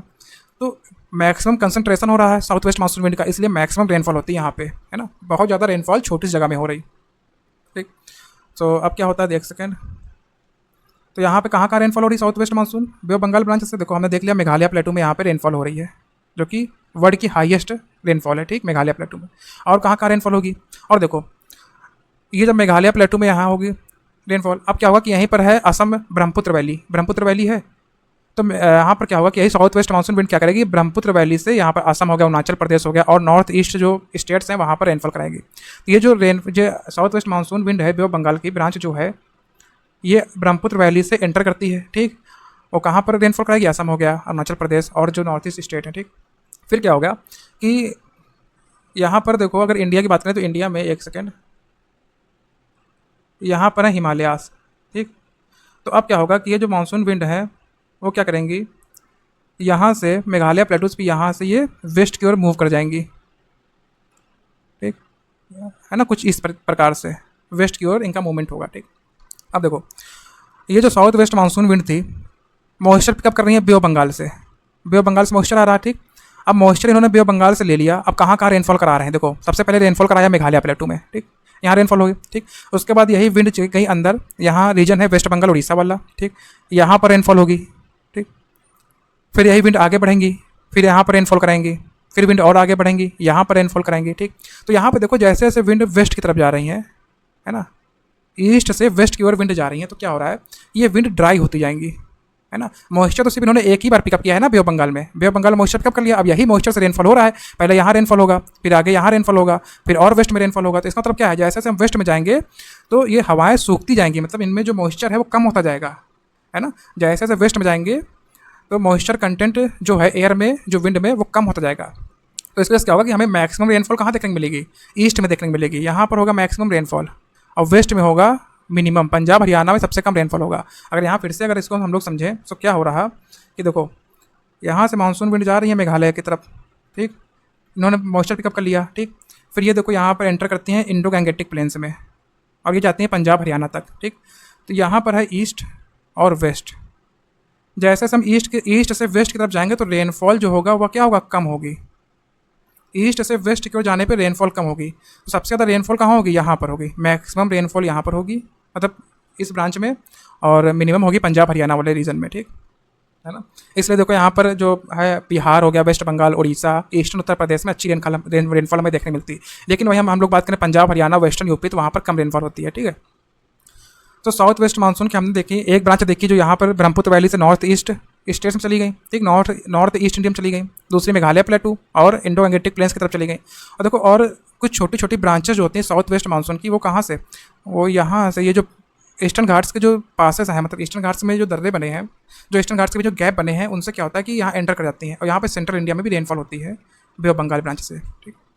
अब देखो यहाँ पे क्या होता है, यहाँ पे लो प्रेशर होता है, यहाँ पे लो प्रेशर होता है, ये पूरी लो प्रेशर ITCZ की बेल्ट होती है, ठीक। ये लो प्रेशर क्या करता है, ये बे ऑफ बंगाल की ब्रांच को अट्रैक्ट करता है अपनी तरफ, है ना। तो ये जो गैप्स है ना ईस्टर्न घाट से, तो इन गैप से भी मानसून विंड्स इंडिया के अंदर पेनिट्रेट कर जाती हैं, और यहाँ पे क्या कराएंगे, रेनफॉल कराएंगे, ठीक।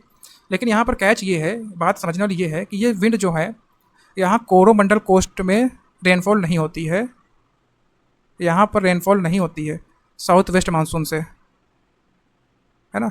तो कोरोमंडल कोस्ट में साउथ वेस्ट मानसून से रेनफॉल नहीं होती है, ऐसा क्यों है, तो इसको समझें। तो यहाँ पे देखो, यहाँ पे लो प्रेशर है, यहाँ पे लो प्रेशर है, यहाँ पे लो प्रेशर है, ठीक। ये जो लो प्रेशर है ये इन विंड्स को ऐसे अट्रैक्ट करती हैं, ऐसे खींचती हैं, ठीक है। लेकिन यहाँ पे क्या होता है कि तमिलनाडु में यहाँ पर कोई लो प्रेशर नहीं है, है ना। तो यहाँ पर क्या है, नो लो प्रेशर रीजन। जब लो प्रेशर है ही नहीं तो यहाँ पर जो विंड है कोई अट्रैक्ट ही नहीं होती हैं।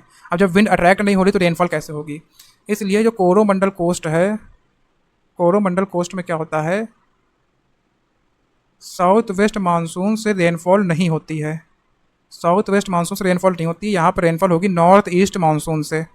अब ये नॉर्थ ईस्ट मानसून से रेनफॉल कैसे होगी, तो जब हम लोग नॉर्थ ईस्ट मानसून पढ़ेंगे तो उसमें समझेंगे, ठीक है ना।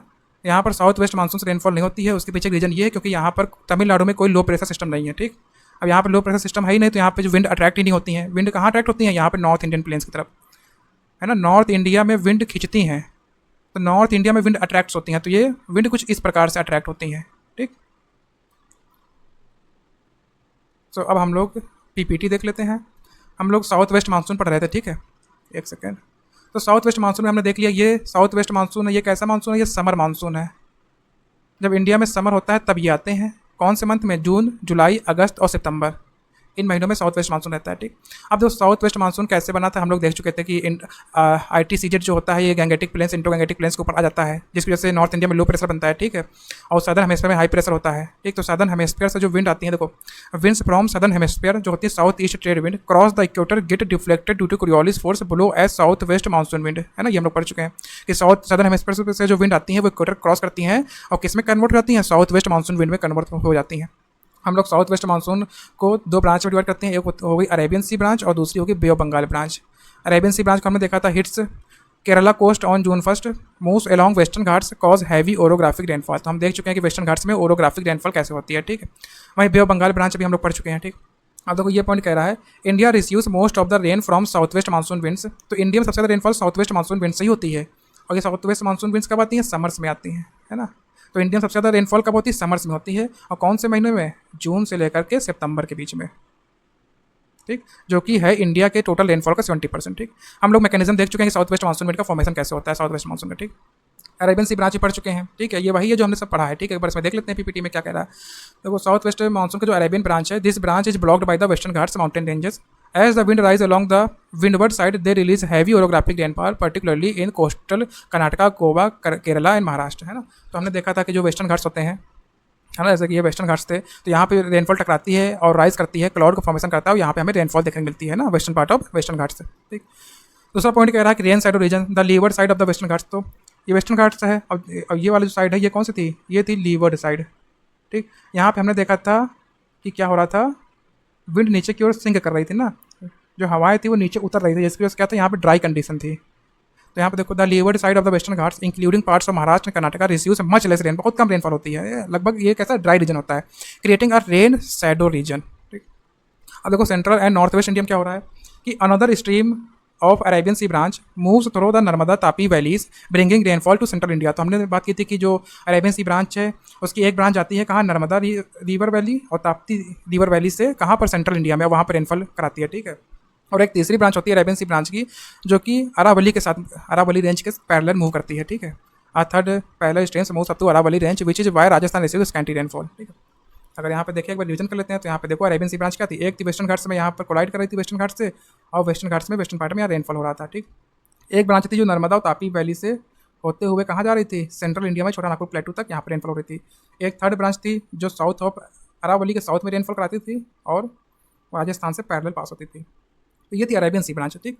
अब बे ऑफ बंगाल ब्रांच की बात करें तो देखो, तो यहाँ पे the bay of Bengal branch strike the coast of Myanmar and Bangladesh, the Arakan hills in Myanmar and the Himalayas in India deflect a significant portion of this branch toward the sub continent. तो इसमें क्या कह रहा है, देखो इसमें ये कह रहा है जैसे कि यहाँ पे देखो, यहाँ पे म्यांमार में अराकैन योमा माउंटेन रेंज है, ये है हिमालयाज, है ना। तो यहाँ पे क्या होता है कि बे ऑफ बंगाल ब्रांच में क्या होता है, मानसून विंड्स ऐसे आती हैं, मेघालय में यहाँ पे कोलाइड करती हैं, ठीक। इसका मेजर पोर्शन यहाँ पे देखो इंडो गैंगेटिक प्लेन्स में इधर यहाँ पर ऐसे मूव कर जाता है ना। कुछ पार्ट्स इसके ये जो गैप होते हैं ईस्टर्न घाट से यहाँ पर जाके सेंट्रल इंडिया में रेनफॉल होती है, ठीक। ठीक, कोरोमंडल कोस्ट में यहाँ पर रेनफॉल साउथ वेस्ट मानसून से नहीं होती है, यहाँ पर रेनफॉल होती है नॉर्थ ईस्ट मानसून से, ठीक। हाँ, दूसरा पॉइंट कह रहा है it moves up to the Brahmaputra valley bringing heavy rainfall in north eastern states like Meghalaya. मानसून नॉर्थ situated on the Khasi hills is known for receiving the highest rainfall in the world. हम लोग बात की थी ना, विश्व में सबसे ज़्यादा रेनफॉल मेघालय प्लेटू में होता है, तो मेघालय प्लेटू की ही एक हिल्स है खासी हिल्स। खासी हिल्स में है मौसिन राम विलेज। तो मौसिन राम में क्या होता है कि विश्व की सबसे ज़्यादा रेनफॉल होती है, ठीक। अब गंगा प्लेन्स की बात करें तो जो बे ऑफ बंगाल ब्रांच है साउथ वेस्ट मानसून का, उसका एक पार्ट कहाँ जाता है? इंडो गंगेटिक प्लेन्स की तरफ मूव कर जाता है।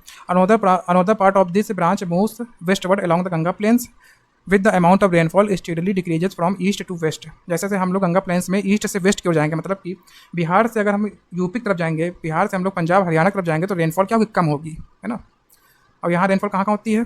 बिहार हो गया, यूपी, दिल्ली, पंजाब, वेस्ट बंगाल, इन रीजन्स में होती है, ठीक है। हाँ, तो अब देखो जो साउथ वेस्ट मानसून है उससे कुछ मतलब कि यहाँ पे कुछ पॉइंट्स और हैं, उसको समझ लेते हैं। जैसे कि देखो यहाँ पे मोस्ट इंपॉर्टेंट पॉइंट है मानसून ब्रेक्स। मानसून ब्रेक क्या है? देखो अपने इंडिया में क्या होता है कि जब मानसून आता है तो आपने ऑब्जर्व किया होगा कि कुछ दिन रेनफॉल होती है, जैसे कि मान लो कि 5 to 6 डेज कंटिन्यूअस रेनफॉल हमें देखने को मिली, ठीक। फिर उसके बाद क्या होता है, फिर देखा कि 7 to 8 डेज नो रेनफॉल, कोई रेनफॉल नहीं हुई। फिर देखा उसके बाद फिर से 5 to 6 डेज रेनफॉल हमें देखने को मिली। तो यहाँ हम क्या देख रहे हैं कि कुछ दिन रेनफॉल हुई, मतलब कुछ दिन रेनफॉल हुई, ठीक। फिर कुछ दिन रेनफॉल नहीं हुई, नो रेनफॉल। फिर कुछ दिन रेनफॉल हुई, फिर कुछ दिन नो रेनफॉल। तो इसमें क्या देख रहे हैं कि कुछ गैप हम लोग देख रहे हैं, है ना। तो जब मानसून आता है तो उसमें कुछ गैप्स होते हैं, तो मानसून में कुछ ब्रेक्स लगते हैं, है ना। रेनफॉल हुई, फिर कुछ दिन रेनफॉल नहीं हुई। जो रेनफॉल जो टाइम पीरियड जिस टाइम पीरियड में रेनफॉल नहीं होता है उसे कहते हैं गैप इन द मानसून, या उसे कहते हैं ड्राई स्पेल्स, है ना। ये ड्राई सीजन्स होते हैं, ड्राई स्पेल्स होते हैं मानसून में, है ना। अब ऐसा क्यों होता है, इसके पीछे रीज़न क्या है? देखो, इसमें रीज़न क्या है, इसको समझते हैं कि क्या होता है कि कुछ दिन रेनफॉल होती है, कुछ दिन नहीं होता। उसके पीछे का रीज़न ऐसे समझ सकते हैं हम लोग कि मान लो जैसे कि ये सरफेस है, ठीक है।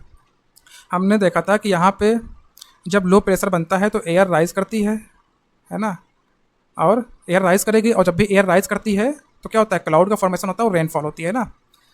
तो जब जब एयर राइज़ करेगी, है ना, जब लो प्रेशर बनेगा, एयर राइज़ करेगी तो क्लाउड का फॉर्मेशन होगा और रेनफॉल होगी, ठीक।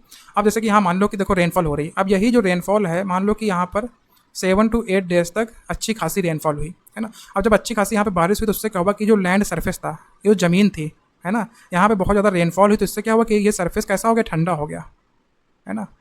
ये सरफेस कैसा हो गया, कोल्ड सरफेस हो गया। अब देखो सरफेस कैसा कोल्ड हो गया, ये सतह ठंडी हो गई, तो अब क्या होगा कि यहाँ पर जो लो प्रेशर था ना, ये कैसा हो जाएगा, ये कमज़ोर हो जाएगा। लो प्रेशर जो है ये वीक हो जाएगा, कमज़ोर। अब लो प्रेशर वीक हो जाएगा तो यहाँ पर एयर राइज नहीं करती है तो रेनफॉल नहीं होती है, ठीक है ना। तो यहाँ पर क्या होगा कि अब लो प्रेशर कमज़ोर हो जाएगा तो एयर यहाँ पर आएंगी नहीं। अब एयर आएंगी नहीं, एयर अट्रैक्ट नहीं होगी। जब लो प्रेशर वीक होगा तो बाहर से एयर अट्रैक्ट ही नहीं होगी। जब एयर अट्रैक्ट नहीं होगी तो क्या होगा, यहाँ पर रेनफॉल नहीं होगी। फिर क्या होता है, फिर देखो जैसे कि सरफेस था, अब रेनफॉल नहीं हो रही, मान लो कि 7 से 8 डेज रेनफॉल नहीं हो रही है। इसे कहते हैं ड्राई स्पेल, है ना, ड्राई स्पेल्स इन मानसून सीजन। तो ये गैप वाला सीजन चल रहा है, गैप वाला टाइम चल रहा है जब रेनफॉल नहीं होती है, ठीक। इस टाइम क्या होगा, इस टाइम देखो सन है, तो सन क्या करेगा, कंटिन्यूस इस सरफेस को क्या करेगा, फिर से हीटअप कर देगा। अब ये सरफेस जब फिर से हीट हो जाएगा, फिर से सरफेस गर्म हो जाएगा, तो फिर से यहाँ पे क्या डेवलप हो जाएगा, फिर से लो प्रेशर डेवलप हो जाएगा, है ना। और जब फिर से लो प्रेशर डेवलप हो जाएगा तो फिर से यहाँ पे विंड क्या होंगी, अट्रैक्ट होंगी। अब विंड अट्रैक्ट होंगी तो विंड राइज करेंगी, और जब विंड राइज करेंगी तो क्लाउड का फॉर्मेशन होगा और फिर से रेनफॉल होगी, और फिर ये काफ़ी दिन रेनफॉल होगी, है ना। और फिर काफ़ी दिन रेनफॉल होगी, फिर से जब रेनफॉल बहुत ज़्यादा हो जाएगी तो ये जो सरफेस है ये फिर से ठंडा हो जाएगा। अब जब सरफेस फिर से ठंडा हो जाएगा तो लो प्रेशर फिर से वीक हो जाएगा, और जब फिर से लो प्रेशर वीक हो जाएगा तो फिर से रेनफॉल नहीं होगी। तो ये प्रोसेस कंटिन्यूस चलता है, कुछ दिन रेनफॉल होती है, फिर कुछ दिन रेनफॉल नहीं होती है, फिर कुछ दिन रेनफॉल होती है ना। ऐसे ही हम लोग कहते हैं मानसून ब्रेक, ठीक है। अब देखो हमें कुछ वेरिएशन, इंटर एनुअल वेरिएशन देखने को मिलता है। इसका मतलब क्या है कि मान लो कि किसी साल बहुत ज़्यादा रेनफॉल हुई, किसी साल बहुत कम रेनफॉल हुई, किसी साल देखा कि हम लोगों ने कि जो मानसून होता है साउथ वेस्ट मानसून काफ़ी पहले आ गया, स्टार्टिंग जून में ही आ गया, और किसी साल क्या हो रहा है कि लास्ट जून तक मानसून आया ही नहीं अभी तक। तो इसमें क्या होता है कि हमें इंटर एनुअल वेरिएशन भी देखने मिलता है ना। किसी साल मानसून अच्छा आता है, मतलब बहुत ज़्यादा रेनफॉल होती है, और किसी दिन रेनफॉल बहुत कम होती है ना।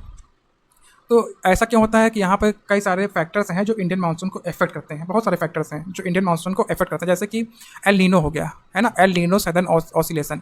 ये क्या करता है, एल नीनो से क्या होता है कि इंडियन जो मानसून है वो कमज़ोर हो जाता है। तो एल नीनो क्या करता है, ये जो एल नीनो है इससे क्या होता है, जो साउथ वेस्ट मानसून है